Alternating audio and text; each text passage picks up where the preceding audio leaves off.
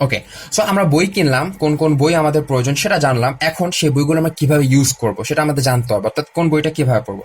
So প্রথমে যেটা বলছি, প্রাইমারি বুক আমাদের অবশ্যই পড়তে হবে, এবং সেটা পড়বো আমরা কনসেপ্ট প্লাস বেসিক প্রবলেমের জন্য। অর্থাৎ বই থেকে আমরা যে কনসেপ্টগুলো, বই থেকে অবশ্যই কনসেপ্ট জানতে হবে। কনসেপ্ট জানার জন্য বইয়ের বিকল্প কিছু নেই।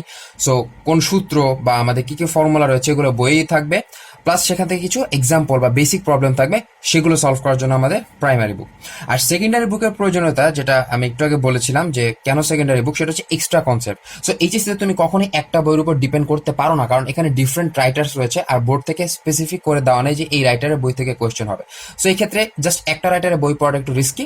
তো তার জন্য আমি তোমাদেরকে একটা সেকেন্ডারি বুক রাখতে বলছি, সেখান থেকে তোমরা প্রাইমারি বুক থেকে কনসেপ্টগুলো পড়ার পর যদি এক্সট্রা কনসেপ্ট থাকে, তাহলে সেটা তুমি এই বই থেকে ফলো করবে। তোমার এমন না যে প্যারালালি দুইটা বই পড়তে হবে। তুমি প্রথমে প্রাইমারি বুকটা ফুল শুরু থেকে শেষ পর্যন্ত পড়বে, একটা পার্টিকুলার চ্যাপ্টার যখন শেষ হলো তখন তুমি এই এক্সট্রা যে তোমার সেকেন্ডারি বুক সেখানে যাবে, সেখানে গিয়ে দেখবে কোন কনসেপ্টগুলো এক্সট্রা আছে, সেগুলো তুমি কালেক্ট করবে। ওকে, সব পড়ার দরকার নেই। ওকে, দেন হচ্ছে তোমার এই বুয়েট পদার্থবিজ্ঞান বইটা কিভাবে পড়বো, এটা হচ্ছে টাইপ ওয়াইজ, যেখানে রিটেন কোশ্চেন ভাগ করে দেওয়া আছে। সো সেখানে তুমি একটা ফর্মুলা চুজ করবে, মানে ফর্মুলা শিখবে, এবং সেটা অনুযায়ী তুমি টাইপ ওয়াইজ প্রবলেমগুলো সলভ করবে। এবং সেখানে কিছু এমসিকিউ রয়েছে যেগুলো ইঞ্জিনিয়ারিং অ্যাডমিশনের জন্য উপযোগী, সেই ধরনের কিছু এমসিকিউ, তুমি সেই প্রবলেমগুলো সলভ করবে। দেন পদার্থবিচিত্রা যে বইটা রয়েছে সেটা হচ্ছে ফুললি এমসিকিউ এর জন্য, যে টাইপ ওয়াইজ এমসিকিউতে ভাগ করা, সেই বইটা পড়লে তোমার এমসিকিউ এইচএসসিতে প্লাস অ্যাডমিশন এমসিকিউতে তোমার খুবই সহায়ক হবে। দেন যেটা, সেটা হচ্ছে প্রিভিয়াস ইয়ার টেস্ট পেপার, সেটা হচ্ছে সেখান থেকে তোমাকে সিকিউ পড়তে হবে। সো এটা কেন বারবার আমি বলছি প্রিভিয়াস ইয়ার টেস্ট পেপার থেকে সিকিউ পড়বে, এটা কারণটা হচ্ছে তুমি যদি সিকিউ আকারেই প্র্যাকটিস না করো, তাহলে তুমি কখনোই সিকিউতে ভালো করতে পারবে না। তুমি কখনোই বই রিডিং পড়ে আর কয়েকটা প্রবলেম সলভ করতে পারো, এটার উপর ভিত্তি করে তুমি কখনোই গ্যারান্টি দিতে পারো না যে তুমি ক্রিয়েটিভ কোশ্চেন ভালো অ্যান্সার করতে পারবে। সো ক্রিয়েটিভ কোশ্চেন ভালো করার একটা বেস্ট উপায় হচ্ছে ক্রিয়েটিভ কোশ্চেন আকারেই তুমি এটাকে প্র্যাকটিস করবে, এবং তার জন্য প্রিভিয়াস ইয়ার টেস্ট পেপার কোনো বিকল্প নেই।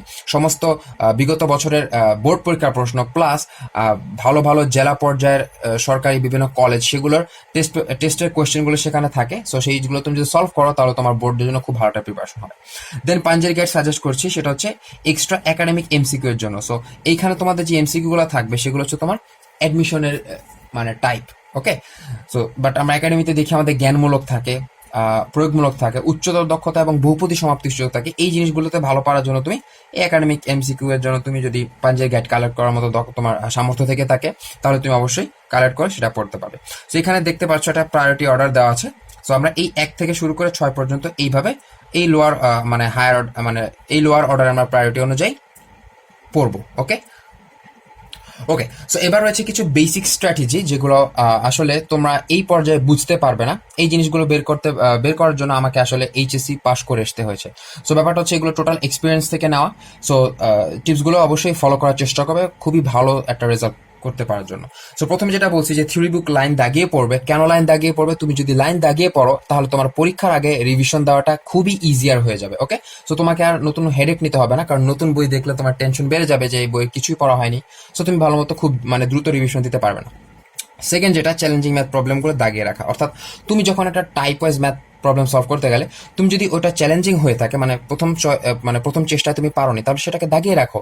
তুমি নেক্সট যখন আবার এই চ্যাপ্টারের উপর তোমাদের কোনো এক্সাম বা সিটি পরীক্ষা হবে বা টার্ম পরীক্ষা হতে পারে, সেক্ষেত্রে তুমি এটা যেহেতু দাগিয়ে রেখেছো, সো সেটা তুমি আরেকবার ট্রাই করে যাবে। সো এটা হচ্ছে তোমার একটা খুবই ভালো একটা এফোর্ট।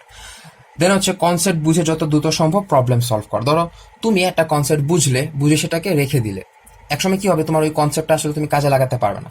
তো তার জন্য সবচেয়ে ভালো একটা প্রসিডিউর হচ্ছে যে কনসেপ্টটা তুমি যেই মাত্র বুঝলে, সাথে সাথে সেটা রিলেটেড প্রবলেমগুলো তুমি চেষ্টা করবে সলভ করার জন্য।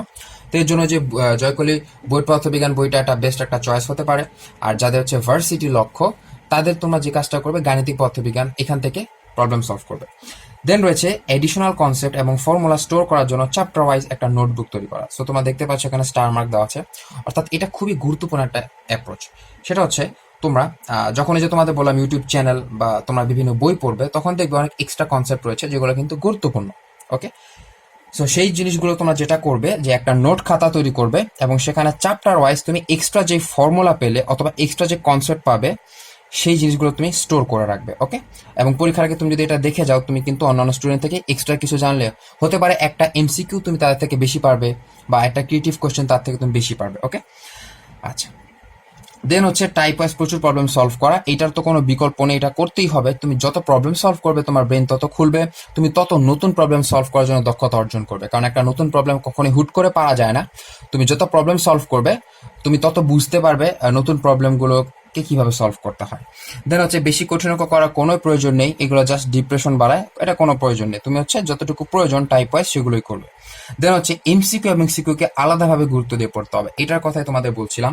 অর্থাৎ তুমি যদি মনে করো যে আমি বই থেকে রিডিং পড়লাম, দুইটা সূত্র আমি কয়েকটা সূত্র পারি, আর হচ্ছে প্রবলেম কতগুলো সলভ করেছি, সো এইটার উপর বেস করে কিন্তু তুমি এমসিকিউ আর সিকিউতে ভালো করার জন্য তোমার আসলে আমি বলবো 20 বা 30 সর্বোচ্চ 40% চান্স, এর উপর তুমি আসলে ভালো করতে পারবে না। কারণ কি, সো এই যুগে যেহেতু সৃজনশীলের যুগে এখানে কখনোই ডিরেক্ট সূত্র থেকে অঙ্ক দেওয়া হয় না, তোমাকে জিনিস একটা কেস তৈরি করে দেওয়া হয়, সিচুয়েশন তৈরি করে দেওয়া হয়, তোমার সূত্রটা অ্যাপ্লাই করতে হয়। এখানে ডিরেক্ট সূত্রের মাধ্যমে মান বের করে আসলে এটা স্ট্যান্ডার্ড কোশ্চেন না, বা এইভাবে আসলে এই ক্রিয়েটিভ কোশ্চেন হয় না।